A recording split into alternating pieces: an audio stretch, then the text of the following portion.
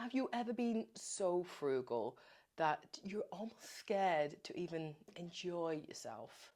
Like, you can get the food shop down to literal pennies, but then, your friend invites you out for an evening and your chest goes tight and your palms go clammy at the concept of spending £15 on an evening where you're going to have fun. That is the dark side of frugal living. It starts as a clever tool and quietly turns into a cage. Today, we are going to be talking about that line between smart saving and joyless penny pinching, and how to step back from the edge but without blowing your budget. For years, I have tracked every single pound. I knew where every single penny was going because everything had a job to do. And I did it for a reason, did it for a purpose. I was in a situation I needed to get out of, but then it stopped becoming something that I needed to do to get rid of debt. It almost became ritualistic. And I was doing things like, I would only buy anything as long as it was on an offer. Wouldn't buy anything new. It had to be X display. Wore clothes until they literally fell apart at the seams, and then would sew them back again and keep wearing them a little bit more. And I sat on a sofa that smelt like wet dog because it was secondhand and it was all I could afford at the time. And why? Because it worked.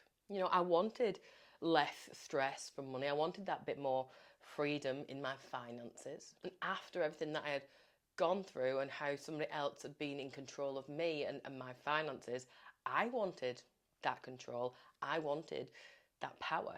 Frugality basically felt like a cheat code. Spend less, save more, escape faster.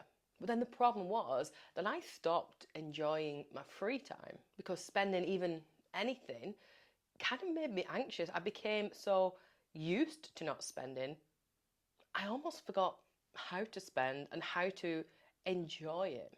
New hobbies, too expensive. A dinner with friends, guilt hangover. Every choice became, how many hours of work will I have to do to be able to enjoy this or to do this?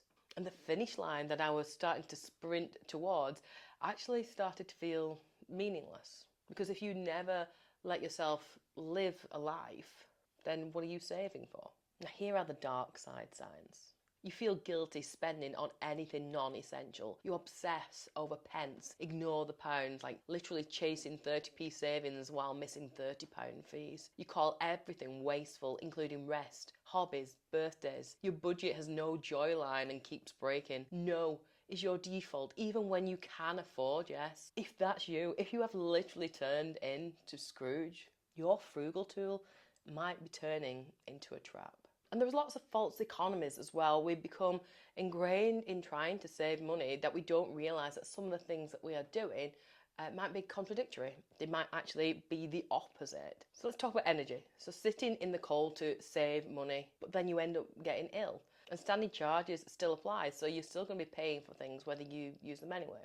Travel is another one where you might think, I'm not paying £30 for a railcard, but then paying £200 for a ticket that hasn't got any discounts or savings on it. You're paying the extra in fares. Food, this is a key one where you are literally chasing all those yellow stickers to save money, but actually that food doesn't fit in with your food plan or your real budget. It ends up being food waste, which then also ends up being, it's appetizing, don't want it, and then ultimately you're then buying a takeout, which is another waste of money because you've already bought your food. Buy now, pay later traps. Splitting payments does not make it any cheaper. Missed payments add fees and stress, and I know this from first hand. The amount of times I would get overwhelmed and forget, thinking I'd got a bargain, and then 6 months down the line realising that I forgot to start paying it back, and I'm now not only in the same position that I was when I needed something 6 months before, I'm probably in a worse position because now I've got a heck of a load of interest on top of it. Cheap things that break. Things like buying that £8 kettle and buying it 3 times because it's cheap and it broke, instead of actually splashing out 25-30 quid on a decent one in the first place, that is going to last. Frugal should mean value and not punishment. Hyperfrugality often sits on top of scarcity. The fear of running out, the fear of bills, the fear of going back to the situation or the reality that you were in, back to being stuck in a relationship that you desperately needed to get out. We need to shift to enough. Safe bills, small joy, slow progress. Not perfection, just consistency.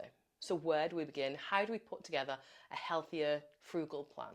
First of all, you're going to start with your non-negotiables. These are things that are going to cover your rent or your mortgage, your council tax, energy, food, travelling to work, childcare, and those minimum debt payments. Automate these to go out on payday. As soon as that money comes in your bank, it's going straight out and doing the job that it needs to do the most. Number 2 is the joy line, ring fenced. Take 3 to 5% of your take-home pay and put it towards low-cost joy, like kids' ice creams, a brew out, one family activity. Label it joy and must spend, so that way you don't feel guilty about using it. Number 3 is sinking funds. Tiny weekly amounts for things that are important to you and your life. Car costs, school stuff, birthdays, Christmases, appliances, clothes, shoes for the kids. Keep them separate, put them in your envelope, put them in your jars. And if the money is not there, then whatever it is that you're thinking of buying is just going to have to wait.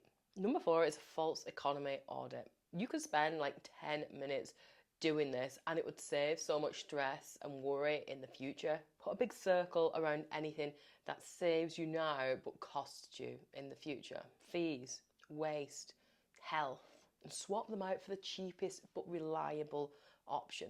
That is not the cheapest at any cost, because that is different. Number 5 would be the 24-hour £40 rule. If it is over £40 and not a genuine need, then you wait 24 hours. I up mine to 48 hours, but you could try 24 hours. And if after that 24 hours it's still as important to you as it was, then maybe consider purchasing it.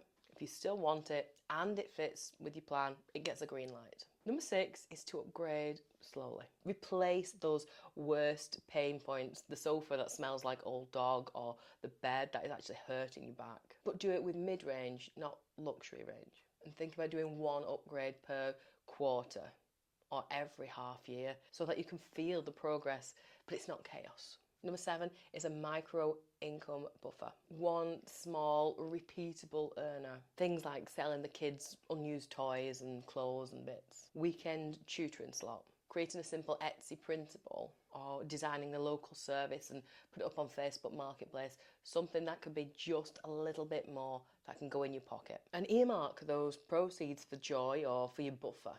Put it into an emergency pot. It is not for just general spending. Number 8 is monthly enough check-in. 3 questions. Did I survive? Did I live? Did I progress? If live is always a no, increase your joy line by 1% and trim a different low impact area, an unused sub, a brand swap, so that you eventually find that right balance in your life. And you want to consider the scripts for real life, because life happens, and if you don't plan for them, that is where we fall down. This is where we have the issues. There's 4 main ones here. The first one would be food. Plan 5, cheap wins that you actually like. Repeat the ingredients. 1 lazy tea at least built in so that you don't panic order. Number 2 is kids. Preload a small school surprises pot. Trips, costumes, random money making days that they just keep throwing at us. Future you will honestly cry. Happy tears. Number 3 is heating. Set yourself a minimum comfort temp. Layer up after that, not instead of it. Number 4 is social life. Pick one low-cost ritual per month. Friends around for a brew and a board game. Put it in the joy pot. Frugal living should free you, not shrink you. Keep those parts that build your life and drop those parts that punish it. Tell me in the comment section which false economy are you quitting this month. If this video has helped you, I'd absolutely love it if you go ahead and hit that thumbs up like icon and maybe consider subscribing, because that is free and it honestly makes my day. Have yourself an amazing day and remember to live life. And I'll see you really soon. Bye.